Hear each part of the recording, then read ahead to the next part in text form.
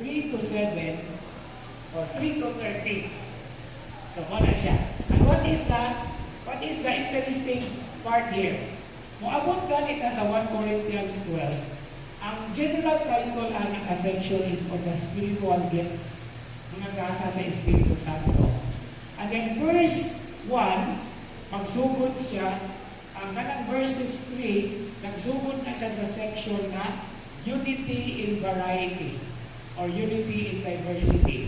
Nagkalain-lain na mga gasa pero usara, iniusara siya. Tungod kay mao kini ang rason.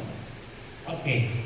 Therefore, I tell you that nobody speaking by the Spirit of God says, Jesus be accursed. And no one can say, Jesus is Lord, except by the Holy Spirit. So, mo na yung masiuna sa ato ang second reading alternative. And then, St. Paul continues, there are different kinds of spiritual gifts, but the same Spirit. Okay? There are different forms of service, but the same Lord. There are different workings, but the same God who produces all of them in everyone. To each individual, the manifestation of the Spirit is given for some benefit. Now, from there, sa dictionary, muambak ka sa verse 12. Pero dito na ito abakan. Atong ipadayon ang verse 8.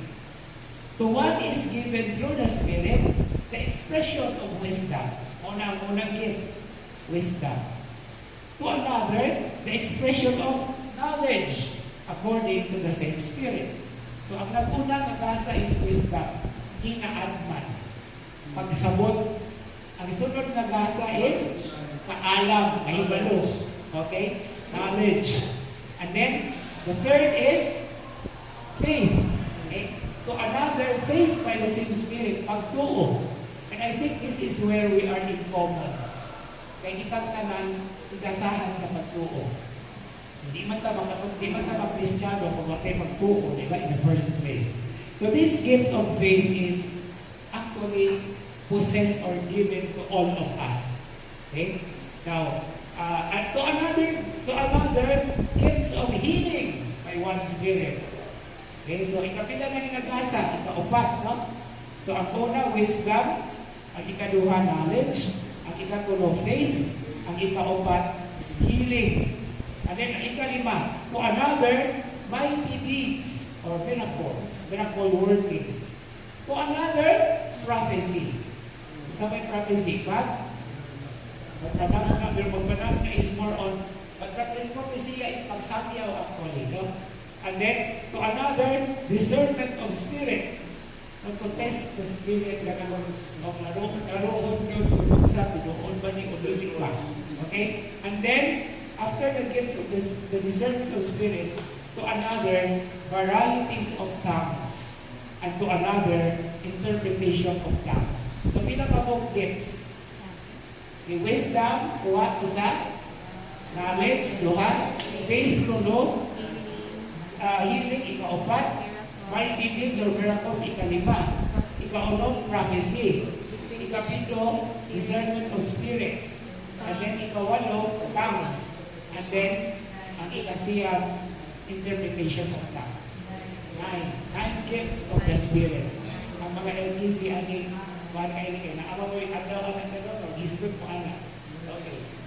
And then, we continue with verse 11. But one and the same Spirit produces all of these, distributing them individually to each person as He wishes.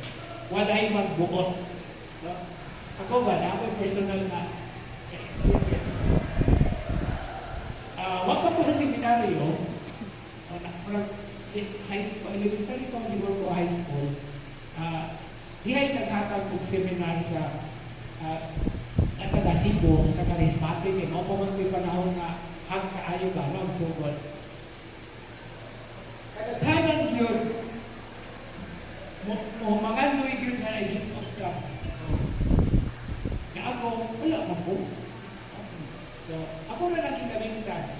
Pag abot na ako sa seminaryo, 4th year college na po, ihatagan ako ng seminar sa charismatic. Kung ihapon na akong dapong akong pinuha, ako ang pagindahay ba, pero tayo magkadawat ko, gift of God. Ang tagkaroon mo amang yung gihapon. Lain ni ay ang gihapon, pagkatabihan. Preaching. Kaya kabalo mo sa una. Ang istorya po kay Pag-alin, isang dugay lang tao, luha-luha na ang mata. Pero nadugay, wala po iuwaw. Hindi ko niyo mahulungon, sige po ko mahulong. Kaya pagkatabihan. So ako istoryahan sa kay Dulo, anak, nag-iingal ka tayo sa una kayo, ako ang desire ka, kaya maka-gift of God po ba? Pero wala kang yun. Pero on the other hand, personal na kayo nga po na testimony, pag school lang ako, namin ko mga ubay-ubay na languages na ibalaan, no?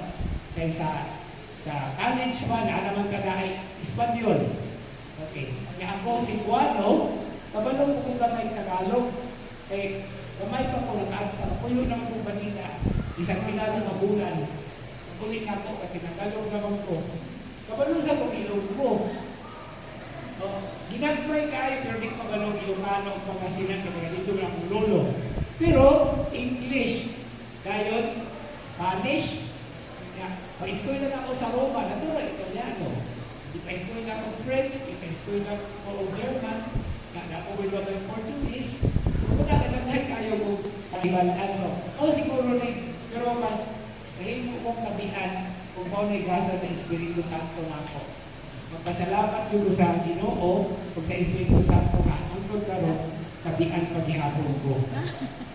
Final note sa ako ang personal sharing 10 or more years, 12 years ago, nagpapad stroke ko.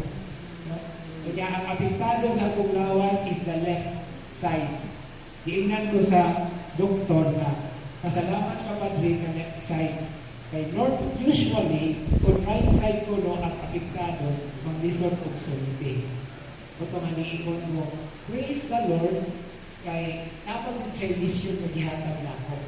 Ang gasa sa pagkakabihan, na-preserve pa. Let's praise the Lord for that. And I hope you also have your own experience of that. Okay? And this is our very, very prayer, especially karong Pentecost Sunday.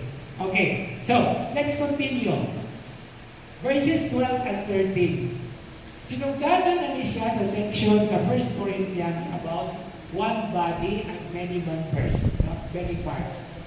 As a body is one, though it has many parts, and all the parts of the body, though many, are one body, so also Christ. For in one Spirit, we were all baptized into one body, whether Jews or Greeks, slaves or free persons, and we were all given to drink of one Spirit. Okay, daghan may labawan ng Espiritu Santo. Kalayo. Importante na elemento ang kalayo. Diba? Pero, it is also wind, hangin. Kung ang Spirit, kung gawas na hangin, tubig pag yun. So all these elements which give life and which destroy life as well, kung na siya power sa Spirit.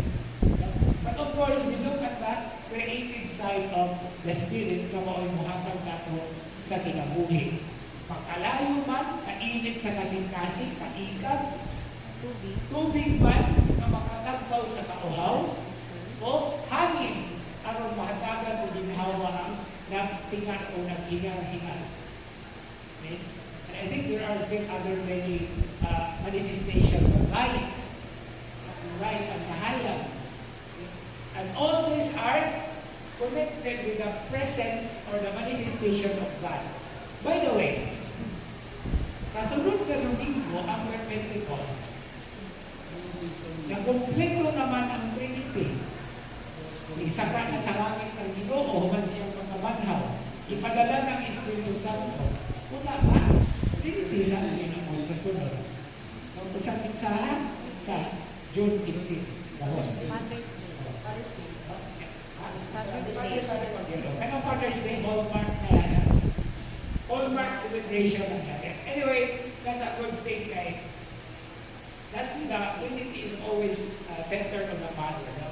Okay. So, muna siya po ang second reading. Now, sa di ba na mo ato sa atong napilian na ebanghelyo, ato sa John chapter 14, ang